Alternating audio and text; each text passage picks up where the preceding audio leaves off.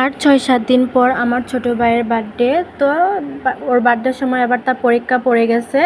তো তখন আর তাকে হচ্ছে গিয়ে এরকমভাবে গিফট কিনে দেওয়া বা কিছু করা সম্ভব হবে না, যেহেতু এটা বছরের শেষ পরীক্ষা এবং তখন আমরাও সবাই একটু ব্যস্ত থাকবো। তাই তো আজকে আমরা ভাবলাম যে ওর বার্থডে গিফট এখনই আমরা কিনে দিয়ে দিই। আর 6-7 দিনেরও তো ব্যাপার।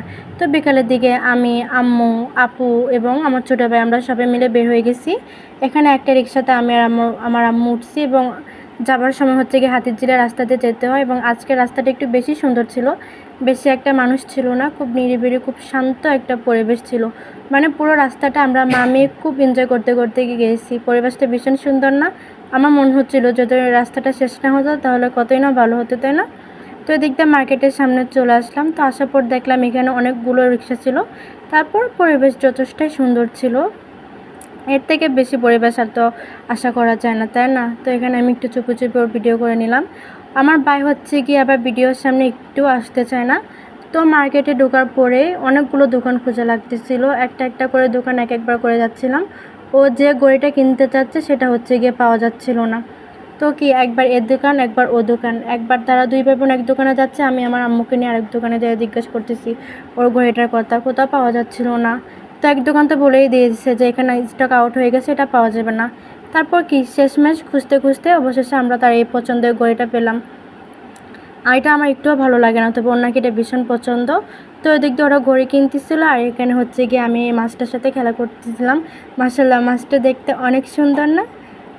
এটা আমার ফোনে এতটা বোঝা না গেলেও এটা বাস্তবে দেখতে কিন্তু ভীষণ সুন্দর লাগে এবং মাছটা কেমন হাঁ করতে থাকে একটু পরপর, যেটা দেখে আমার ভীষণ বেশি ভালো লাগতেছিল। এটার সাথে তো আমি অনেকক্ষণ খেলা করতেছিলাম। আর এদিকে আরও একটু চুপি করে ভিডিও করে নেওয়াতে সে অনেক বেশি রেগে গেছিলো আমার উপর। তারপর কি সে তার ঘড়িটা চেক করে নিচ্ছিল সব ঠিক আছে কিনা।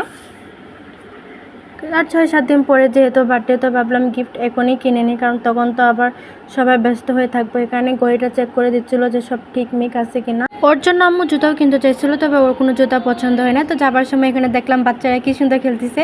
মাশাআল্লাহ মাশাআল্লাহ, এই বেবিটা কত সুন্দর, তাই না? আদৌ এরকম বাচ্চা কাচ্চা দেখলে মনটা ভালো হয়ে যায়। তারপর রিক্সাতে হচ্ছে কি আমরা আমাদের বাসার সামনে চলে আসলাম একটা আরএফএলের শোরুমে। তো এখানে আসার পরে হচ্ছে গিয়ে আমার আম্মু এখান থেকে একটা চুলা পছন্দ করে বসে থাকে, ওটা নাকি ওনার লাগবেই। তো এখান থেকে আম্মু একটা চুলা কিনে নেয় এবং এই মামপটটা আমি আর আমার বোন আমার বাইকে গিফট করি।